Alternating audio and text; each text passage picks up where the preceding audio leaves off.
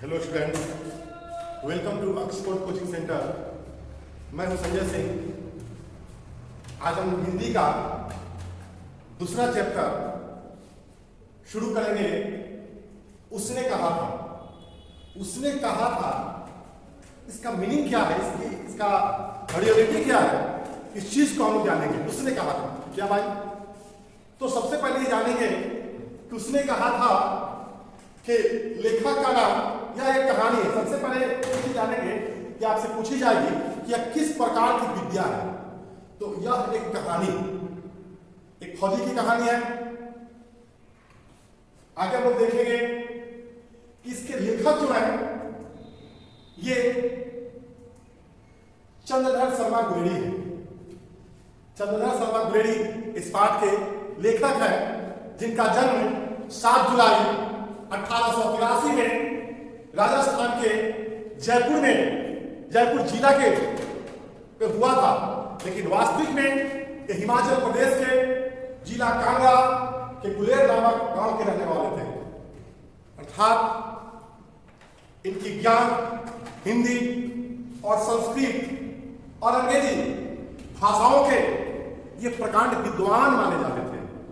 ये 20वीं सदी के प्रथम चरण में हिंदी गद्य साहित्य के हर भाषाओं के बारे में बेहतर जानकारी रखने वाले एक प्रकांड विद्वान की द्वारा लिखी गई ये कहानी है, जिस कहानी का नाम है उसने कहा था। उसने कहा था। अब इसमें इसका तात्पर्य हम लोग जानेंगे, इसका सारांश हम लोग सीखेंगे कि इससे मुख्य पात्र कितने हैं। इस कहानी में मुख्य पात्र कौन कौन है। तो एक मुख्य पात्र के बारे में हम लोग जानेंगे। हाँ, और ये के पिता का नाम पंडित शिवराम था, और ये बताया है जैसा इनका मूल निवास स्थान गुलेर, हिमाचल प्रदेश, गुलेर नामक गांव में हिमाचल प्रदेश के रहने वाले थे। जिला कांगड़ा पड़ता है। इसके बाद इनका जन्म 7 जुलाई 1883 ईस्वी को हुई थी, और जन्म स्थान था जयपुर, राजस्थान। इसके बाद इनका निधन 12 सितंबर 1922 ईस्वी को हुई थी। एक कवि परिचय हुआ और इनकी मृत्यु काशी में हुई थी।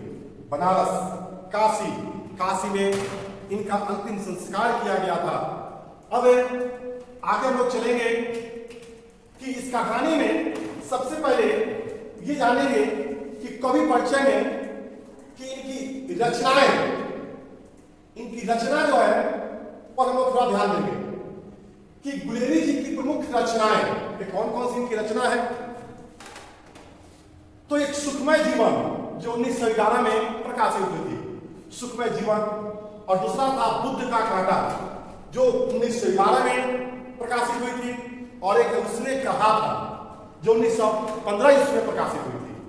अर्थात 3 कहानियां आपसे पूछी जा सकती है कि गुलेरी जी की मुख्य कितनी कहानियां हैं। तो गुलेरी जी की मुख्य 3 कहानियां हैं जो, और फिर आपसे क्वेश्चन पूछी जाएगी उसने कहा था कब प्रकाशित हुआ था। तो उसने कहा था कि 1915 में इसका प्रकाशित किया गया था, इसे प्रकाशित किया गया था। अब देखेंगे आगे हम लोग कि निबंध, एक कछुआ धर्म इनका एक निबंध है। आपसे एग्जाम में पूछी जाएगी कि कछुआ धर्म क्या है। तो कछुआ धर्म एक निबंध है, और एक किनके द्वारा लिखी गई है। तो चंद्रधर शर्मा गुलेरी के द्वारा लिखी गई है। एक भारतवर्ष से पुरानी हिंदी, डिंगल और संस्कृत की टिप्पणी इनकी निबंध है।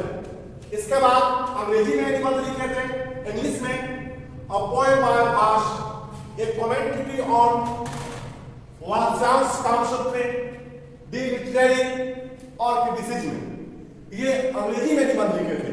शायद ये रेड कलर से जिसको इंडिकेट किया गया है, ये परीक्षा के लिए बहुत ही अनिवार्य है कि पूछेगा कि अ पोएम बाय भाष, अंग्रेजी निबंध किनकी कृति है, किनकी रचना है। तो ये चंद्रधर शर्मा गुलेरी जी की रचना है, गुलेरी जी की रचना है। इसके बाद एक कवि परिचय हुआ। हमने चंद्रधर शर्मा गुलेरी का जन्म स्थान, उनके पिता का नाम, उनका मूल निवास स्थान, वे किस सदी के कवि थे, 20वीं सदी के कवि थे, और एक इनकी कितनी रचनाएं हैं इसकी जानकारी हम लोग भी प्राप्त की है। इसके बाद हम लोग अपने कहानी पर आते हैं कि इसके मुख्य पात्र, एक लहना सिंह इसका मुख्य पात्र होता है। जो लहना सिंह एक सिख रेजिमेंट के जमादार पद पर फौज में नियुक्त किया जाता है। इस कहानी के मुख्य पात्र ब्रिटिश के समय में जब प्रथम विश्व युद्ध की शुरुआत हुई थी, प्रथम विश्व युद्ध के दौरान ये ब्रिटिश फौज में इनकी नियुक्ति हुई थी सिख अरेंजमेंट में जमादार के पद पर। चूंकि किसान के बेटे थे और फौज में रहते हुए भी इनकी खास करके कृषि के बारे में उनका अत्यधिक लगाव था और ये इस कहानी के मुख्य पात्र है। और इसी फौजी की अर्थात लहना सिंह का शौर्य, महत्वाकांक्षा और मनोदशा का सफल अभिव्यक्ति का वर्णन इस कहानी में किया गया है। इस कहानी में उनकी शौर्य, महत्वाकांक्षा और एक फौज के अंदर जो जुनून होता है उस जुनून का वर्णन किया गया है। और बोधा सिंह जो है हजारा सिंह का बेटा होता है। आपसे पूछा जाएगा कि इस कहानी के मुख्य नायक कौन है, तो लहना सिंह के 77 राजवंश के जमादार हैं। और ये जब फ्रांस की धरती पर जर्मनी के खिलाफ लड़ाई लड़ी जा रही थी, उसी वक्त की ये कहानी है। तो लहना सिंह अपने प्राण को लड़ते लड़ते अपने देश के लिए न्यौछावर कर देता है। प्रथम विश्व युद्ध में अर्थात अंग्रेज ये भारतीयों को एक वादा किए थे कि भाई प्रथम विश्व युद्ध में हमारा साथ दो, हम तुम्हें आजाद कर देंगे। लेकिन अंग्रेज प्रथम विश्व युद्ध जीत गए लेकिन अपने वादा से मुकर गए। ठीक उसी वक्त की ये कहानी है। लहना सिंह उसी ब्रिटिश फौज में सिख रेजिमेंट में जमादार पद पर नियुक्त हुआ था और हजारा सिंह भी सेना में था और ठीक उसका बेटा बोधा सिंह भी इसी सेना में था जो हजारा सिंह की सूबेदार पद पर था। और उसमें एक लड़की की कहानी होती है, 8 वर्ष की बालिका जो बाद में सूबेदारनी बन जाती है, अर्थात वो हजारा सिंह की पत्नी बनती है और उसी सूबेदारनी का बेटा का नाम है बोधा सिंह। और इसमें अतर सिंह लड़की का मामा होता है और महा सिंह और वजीरा सिंह एक सिपाही होता है। और इसमें एक और पात्र है कीरत सिंह। कीरत सिंह इसमें एक और पात्र है, कीरत सिंह जो लहना सिंह का भतीजा होता है। वो लहना सिंह का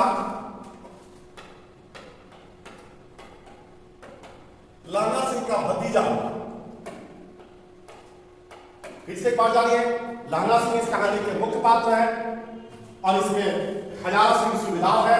हजारा सिंह का बेटा बोधा सिंह है और एक सूबेदारनी है जो 8 वर्ष पहले मुलाकात हुई थी उससे लहना सिंह से, वही सूबेदारनी बनती है।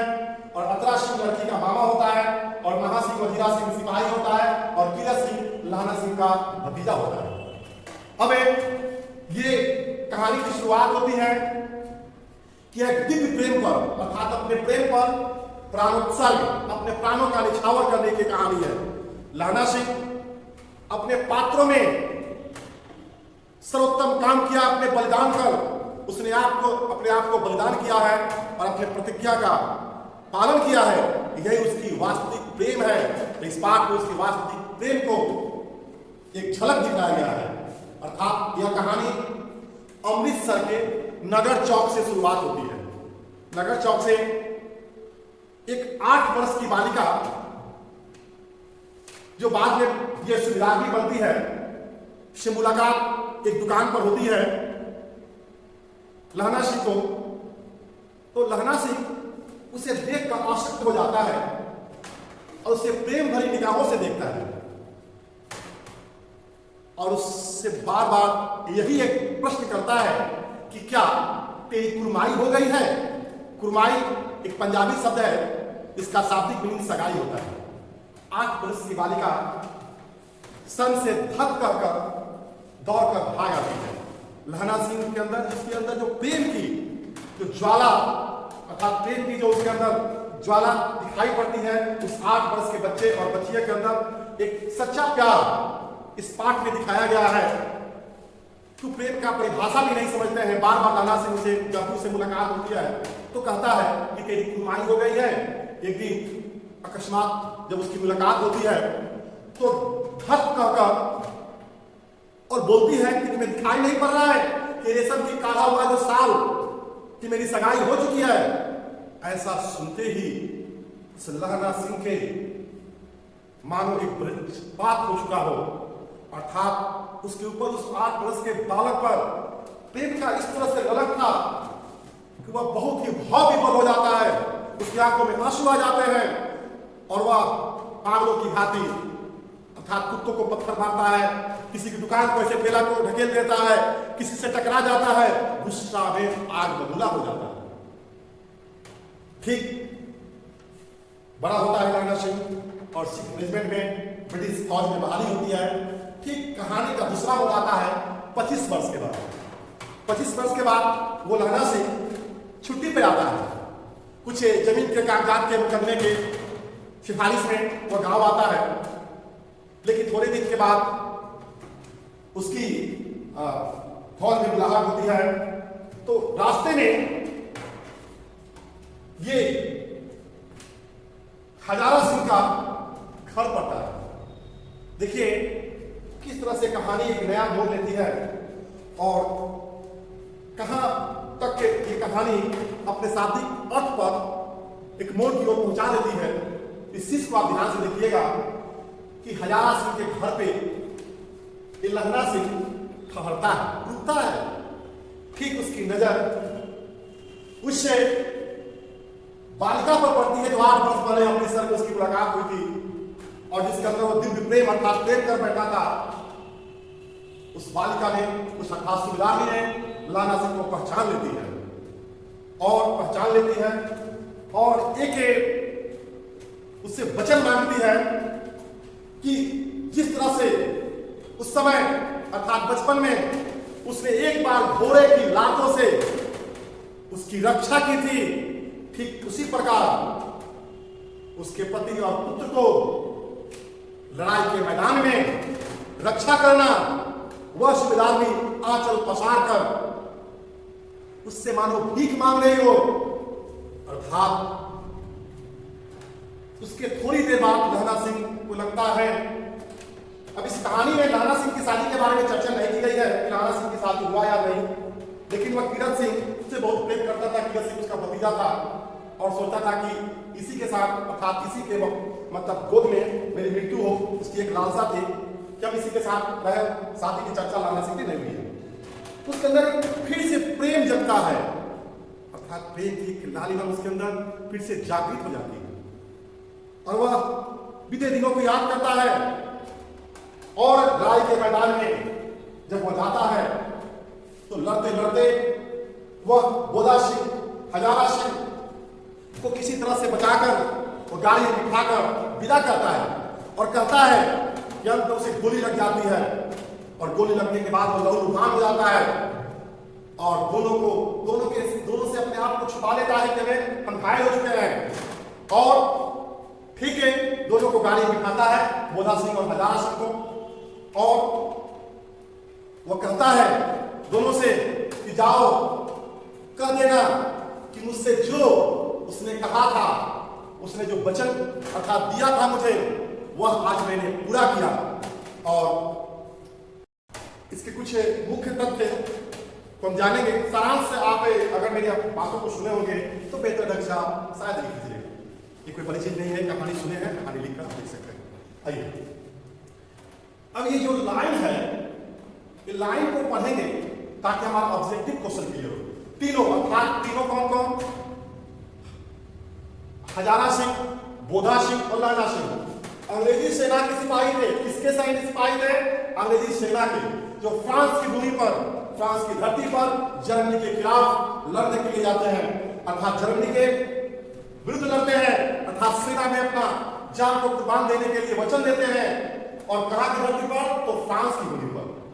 उसने कहा था, ये कहानी है, आपको भी पता है कि वो कहा है, लास्ट में कहा है, अंत में वो कहा है कि जाओ कह देना कि मुझसे जो उसने कहा था उसको मैंने पूरा किया। यह युद्ध की दिव्य प्रेम, अर्थात युद्ध में उसके दिव्य प्रेम का का बचपन का जो प्रेम है, उसी प्रेम पर उसने अपने आप को प्राणोत्सर्ग कर। गुलेरी जी की कहानी उसने कहा था, अमृतसर के भीड़ भरी बाजार से शुरू हुआ था। आपसे क्वेश्चन पूछ जाएगी कि गुलेरी जी की जो कहानी उसने कहा था किस शहर से शुरुआत हुई थी, कि अमृतसर से शुरुआत हुई थी। इससे ये कलर में है, इसका मतलब हुआ कि एग्जाम में आपको यही खाली स्थान के रूप में देगा, आपको भरना है। नेक्स्ट पढ़ते हैं लोग, किस पाठ में उसने कहा था लड़का और लड़की 8 वर्षीय, उसकी पहली मुलाकात कहां पे होती है, तो दुकान पर होती है।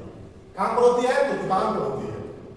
और इस पाठ में जो कुरमाई शब्द का प्रयोग किया गया है, कुरमाई शब्द, जिसका शाब्दिक मीनिंग क्या होता है, इसका अर्थ होता है मंगनी, सगाई। अर्थात उसने कहा था पाठ में कुरमाई शब्द का प्रयोग है, जिसका शब्द का अर्थ क्या होता है, उसका अर्थ होता है मंगनी या सगाई। अब देखिए पूछी जाएगी आपसे कि गुलेरी जी की कुल कितनी कहानियां हैं। शायद आपको शुरू में ही बता दिया गया है कि गुलेरी जी की 3 कहानियां हैं, और उसने कहा था कहानी के मुख्य नायक कौन है, तो लहरा सिंह है। और भारतीय सिपाहियों का जर्मनी के साथ संघर्ष हुआ था, अर्थात ये जर्मनी के साथ संघर्ष हुआ था, जर्मनी के खिलाफ लड़ाई हुआ था, प्रथम विश्व युद्ध। इसके बाद उसने कहा था एक चरित्र प्रधान कहानी है, अर्थात इसमें एक उक्ति कही गई है, बहुत ही अच्छी प्रासंगिक बात कही गई है कि बिना फेरे घोड़ा बिगड़ता है और बिना लड़े सिपाही। यह बात लहना सिंह के द्वारा कही गई। परीक्षा में पूछी जाएगी कि यह बात जो है किसके द्वारा कही गई, लहना सिंह के द्वारा। अर्थात इसका इस प्रासंगिक चीजों का प्रसंग का व्याख्या करने के लिए भी दे सकता है। तो प्रस्तुत पंक्तियां उसने कहा था चंद्रधर दास गुलेरी के द्वारा लिखित, उसने कहा था पाठ से लिया गया है।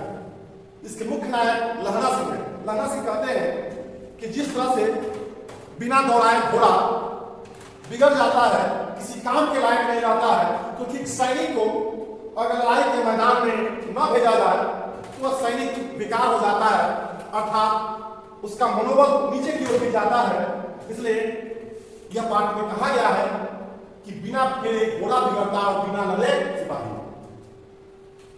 एक अकलिया सिख 1.25 लाख के बराबर होता है, अर्थात लहरा सिंह ये बात कहे है कि एक सिख जो होता है अकलिया सिख, वो 1.25 लाख के बराबर होता है। यह बात लहरा सिंह के द्वारा कही गई है। इसके बाद एक कहानी एक प्रसंग है, इसे मृत्यु के कुछ समय पहले स्मृति बहुत साफ हो जाती है, जन्म भर की घटनाएं एक करके सामने आती है। यह पंक्तियां किस पाठ से ली गई है, यह पंक्तियां जो है उसने कहा था पाठ से ली गई है। अर्थात मृत्यु के समय में लहरा सिंह को हर बातें याद आती है कि किस तरह से वो अपने भतीजा कीरत सिंह के साथ बगीचा में फल खाता था, घूमता था, और 8 वर्ष की उम्र में वह किस तरह से बालिका से उसके अंदर एक दिव्य प्रेम जगी थी, और किस तरह से अपने बचपन में इसकी प्रेम की वर्णन को याद करता है। हर बातें उसके दिमाग में आ जाती है। यही बात वो कहता है कि मृत्यु के समय बहुत स्मृति जो पहले जीवन में घटित हुई हो और जन्म भर की घटनाएं धीरे धीरे सामने आती है। यह पाठ यह पंक्तियां जो है उसने कहा था से लिया गया है। यह सबसे इंपॉर्टेंट कहानी किसने कहा था, किसने कहा था, तो सुबेदार ने लहरा सिंह से कहा था कि मेरे पति और पुत्र की रक्षा करना। लड़ाई के मैदान में जिस तरह से तुम एक बार घोड़े से लातों से मेरी रक्षा की थी, ठीक उसी प्रकार से मेरे पति और पुत्र की रक्षा करना। अब हम उसका इस क्वेश्चन को देखेंगे कि बिना फेरे घोड़ा बिगड़ता और बिना लड़े सिपाही, ऐसा कौन कहता है, तो ऐसा बातें कौन कहता है, तो ये लहरा सिंह के द्वारा कही गई है। ठीक है, नेक्स्ट क्वेश्चन हम लोग देख लेंगे कि एक अकालिया सिख 1.25 लाख के बराबर होता है, यह किसने कही थी, तो यह बात लहरा सिंह ने कही थी। इसके बाद उसने कहा था किस विद्या की रचना है, समीक्षा है कि लंबी कविता है कि नाटक है कि कहानी है, तो यह एक कहानी है। क्या है, एक कहानी है। इसके बाद यहां देखेंगे जो स्टार वाला हुआ सबसे इंपॉर्टेंट क्वेश्चन है, उसने कहा था किस प्रकार की कहानी है, तो कर्म प्रधान, चरित्र प्रधान, धर्म प्रधान और इनमें से कोई नहीं। इसका सबसे महत्वपूर्ण आंसर हो जाएगा यह चरित्र प्रधान कहानी है। नेक्स्ट क्वेश्चन देख लेंगे कि लहरा सिंह कहानी किस कहानी के पात्र है, तो उस कहानी का नाम है उसने कहा था। फिर देखेंगे मृत्यु के कुछ समय पहले स्मृति बहुत साफ हो जाती है, जल भर की घटना एक एक करके आ जाती है, यह किस पाठ से होती है, किस पाठ से लिया गया है, अभी आपको बताया है कि यह उक्ति उसने कहा था पाठ से लिया गया है। इसके बाद भारतीय सिपाहियों का किसके साथ संघर्ष हुआ था, फ्रांसीसियों के साथ नहीं, फ्रांस की धरती पर हुआ था, और किसके साथ, तो जर्मनी के साथ हुआ था। ठीक इसके बाद जर्मन पलटन को किसने मार गिराया था, जर्मन सिपाहियों को, पलटन सिपाही हुआ तो जर्मन पलटन को लहना सिंह ने मार गिराया था, और बोधा सिंह को और हजारा सिंह को उसने बचा लिया था। उसने कहा था कहानी कब प्रकाशित हुई थी, अभी आपको फर्स्ट ऑफ ऑल यही बात मैंने बताया था, यह कहानी 1915 में प्रकाशित हुई थी। गुलेरी जी की कहानी इसने कहा था किस शहर के वीर बड़े बाजार से शुरू हुई थी, तो अमृतसर से। शायद मुझे आशा है कि जो भी ऑब्जेक्टिव क्वेश्चन वस्तुनिष्ठ प्रश्न पूछी जाएगी तो इतना ही से पूछी जाएगी, आप इस पाठ को बेहतर ढंग से याद कर लीजिएगा।